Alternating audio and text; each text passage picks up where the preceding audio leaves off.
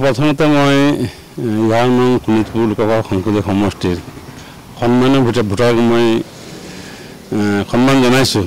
তেওঁলোকে যি সিদ্ধান্ত ল'লে তাৰ প্ৰতি মোৰ শুভেচ্ছা আছে। দ্বিতীয়তে এটা কথা আমি ক'ব লাগিব যে দলীয় টিকেট পোৱাৰ পিছত আমি 9টা সমষ্টিত আমি নিৰ্বাচন খেলিছিলোঁ। তো 9টা সমষ্টিত নিৰ্বাচন খেলিবলৈ যাওঁতে আমি দেখা পাইছিলোঁ যে 9টা সমষ্টিতে বিজেপি মিত্ৰজোঁটৰ তেওঁলোকৰ বিধায়ক তেওঁলোকৰ মন্ত্ৰী আছিলে, পঞ্চায়ত তেওঁলোকৰ আছিলে, তেওঁলোকৰ চৰকাৰ তেওঁলোকৰ আঁচনি বিভিন্ন প্ৰকাৰে তেওঁলোকে মনিপুলেট কৰিলে। তেওঁলোকে পৌৰসভা ৰাজনীতি তেওঁলোকে মানে আগবাঢ়ি গ'ল।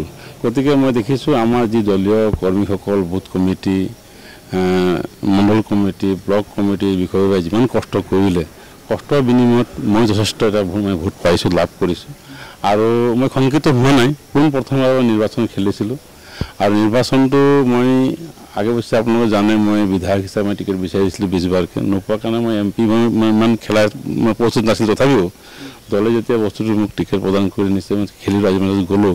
গতিকে ৰাইজৰ যিটো আকাংক্ষা পাইছোঁ নিশ্চয় ভাল লাগিছে, ভাল ভোট পাইছোঁ। এটা চৰকাৰৰ এগেইনষ্ট যুদ্ধ হৈছে, বিধায়কৰ এগেইনষ্ট যুদ্ধ হৈছে।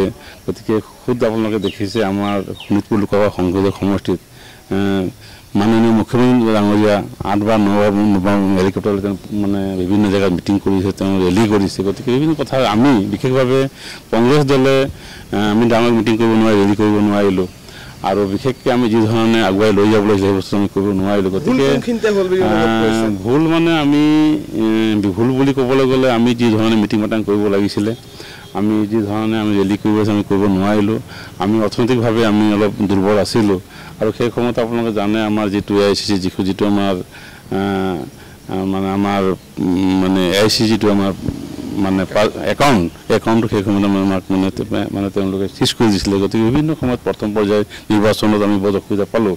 কিন্তু হ'লেও ৰাইজে যিটো মানে মোক ভোটদান কৰিলে বা মোৰ দলীয় কৰ্মীসকলে যিটো কষ্ট কৰিলে তেওঁলোকক মই কৃতজ্ঞতা আৰু শুভেচ্ছা জ্ঞাপন কৰিছোঁ। আৰু বিজেপিত কেতিয়া যোগদান কৰিব? মুখ্যমন্ত্ৰীয়ে কৈছিলে যে নিৰ্বাচনৰ পিছতে আপোনাক বিজেপিত যোগদান কৰাব। এইটো মুখ্যমন্ত্ৰীৰ কথা। মই কোনোদিন কোনো কালে মই বিজেপি জইন নকৰোঁ। মই কংগ্ৰেছ দল ভাল পাওঁ, কংগ্ৰেছৰ আদৰ্শত আছোঁ আৰু গতিকে মই এতিয়া ফুল টাইম এতিয়া মই কংগ্ৰেছ কাম কৰি যাম। বিভিন্ন জেগাত মই যাম, মানুহৰ মাজত যাম, পৰ্যালোচনা সভা পাতিম। আমি কিহৰ কাৰণে আমি ভোট ক'ত কিমান পালোঁ, কিহৰ কাৰণে আমি কমিলে, বিভিন্ন ক্ষেত্ৰত আমি যাম।